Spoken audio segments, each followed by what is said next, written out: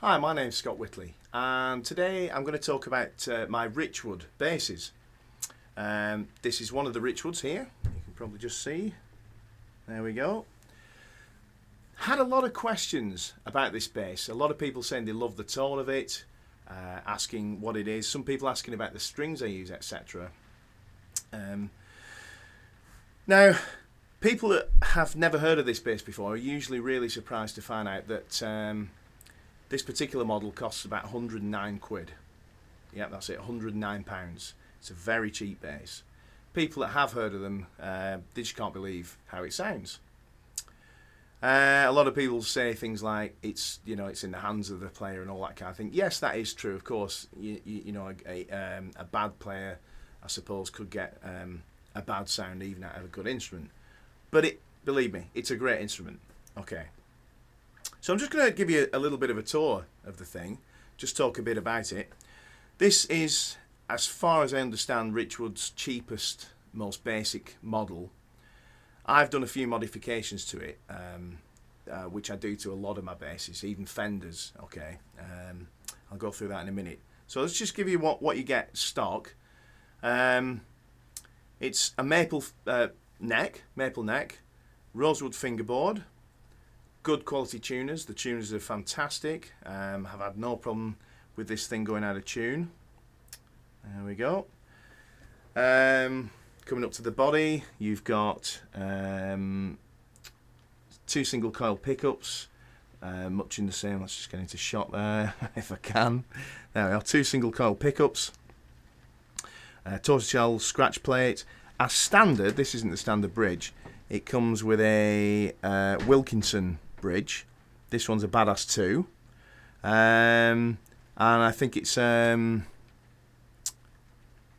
basswood body. Okay, now here's some of the modifications. As I just pointed out, this has got a Badass 2 bass bridge. These things are getting really rare now, and this is actually worth new more than this is, the bass, which is crackers. It doesn't really make that much difference. The standard bridge is great. These things just kind of tighten things up, take a bit of woolliness away, but it doesn't make that much difference. Here's the big difference, is this BTC control. Okay, this is a pot with a little preamp on the bottom there. There's a 9-volt battery I fitted under there. I didn't need to do any crazy drilling or routing out, just the battery just pops in there, and that's just replaced my tone control, giving me bass, cut and boost on the bottom control, and treble cut and boost on the top. Makes a huge difference, more control over the sound, gives you kind of low impedance output, fantastic. These pickups are Damasio J's. Picked these up very cheap second hand, I got them for 20 quid, which is an absolute bargain. They're fantastic pickups. The Damasio J's, unlike a standard jazz pickup where you've just got one single coil, the Damasio J's are actually 2 small single coils, one there and one there. So it sounds very much like a P bass, get a much more growly kind of vibe going on. And of course the humbucking, so you don't get all that problem with hum that you do on the single coils of a jazz. Very cool pickups. Very kind of quite, I would say, a thick, aggressive tone, and when you've got both of them on up full, you've got that really 70s jazz Marcus Miller kind of thing going on. Brilliant. So that's it.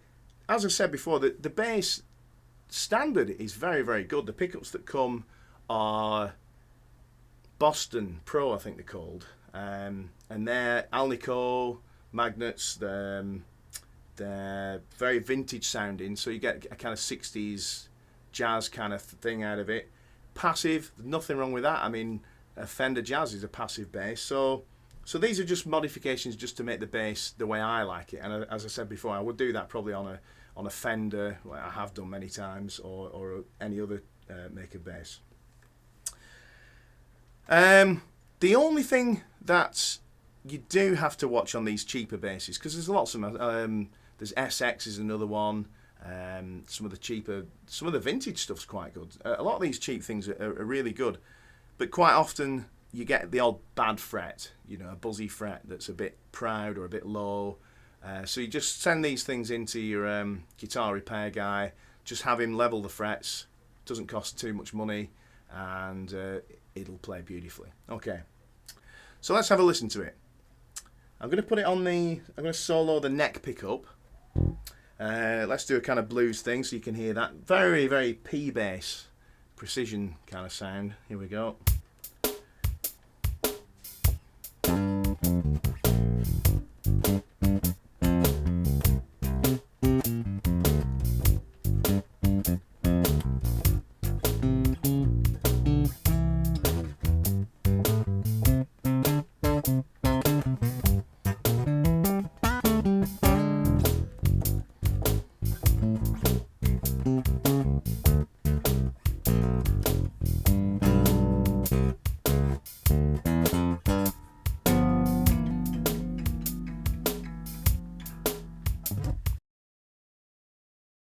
Okay, so let's have a listen to both pickups and the middle sort of sound. Try a bit of funk. Going to boost the bass a little bit, boost the treble.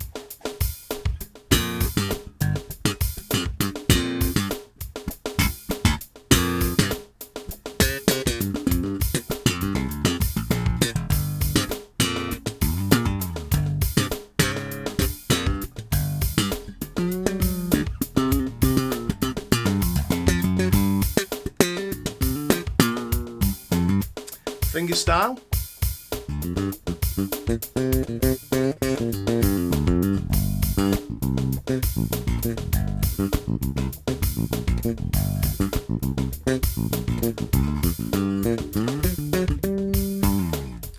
There you go. Okay.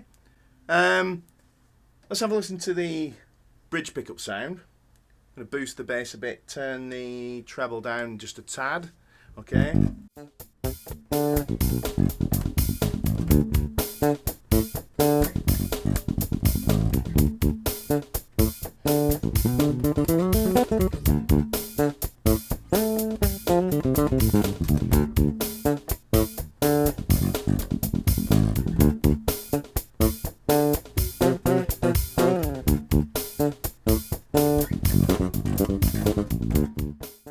Okay, so there you go. The Richwood, fantastic bass, great value for money. I've had loads of Fender Jazzes, USA ones, Mexican ones, Japanese ones. This is right up there with them, I'd say. Fantastic bass. I'm going to show you my other Richwood right now. Now this is a very interesting little thing, because this one is a short scale. Okay, so here it is, the short scale, Richwood short scale. Exactly the same bass, but smaller. There you go, there's the headstock. It looks like the same kind of tuners to me. It's got a maple neck, a rosewood fingerboard. It's got the same shape of body. It's got a tortoiseshell scratch plate. I fitted the Badass bridge, exactly the same. I fitted the DiMarzio Model J pickups, as you can see. This time black instead of cream, but the same ones. This also has an EMG preamp built in. The only difference here is I've got a separate pot for the bass, the treble. This is a pan pot and a volume pot. Just wired this one up differently, but I had to put the jack socket there. I didn't really want to do that on the other one, so that's why I got the stack pot. All right. So what? What's really going to blow your mind if you've never met this this thing before is I've got this tuned as a piccolo bass. So okay.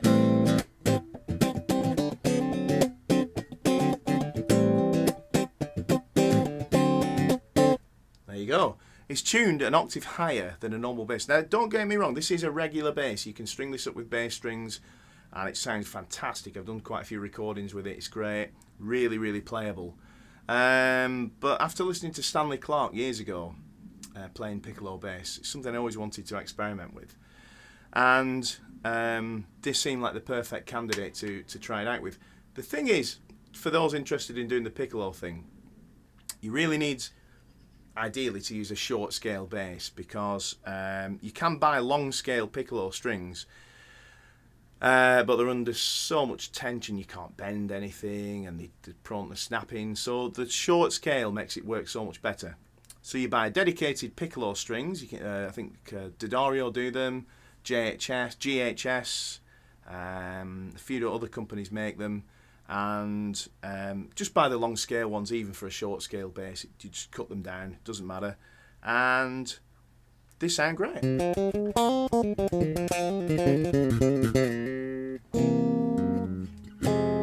you go. Let's do a bit of funk with this. Here we go, so you can hear what that sounds like.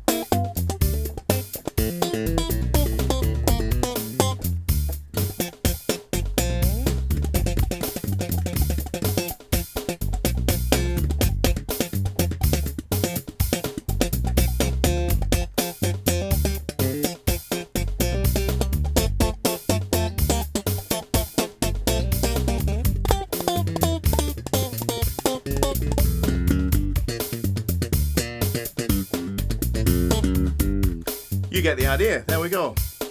Piccolo funk bass. Okay, so what I've done here, I've put quite a lot of compression on and a bit of reverb, and it's really that kind of Stanley Clarke. If you're familiar with that, if you're not, check him out. Stanley Clarke, some of his sort of late 70s, early 80s, or even mid 80s piccolo work, fantastic. That kind of sound. Okay, let's try a bit of there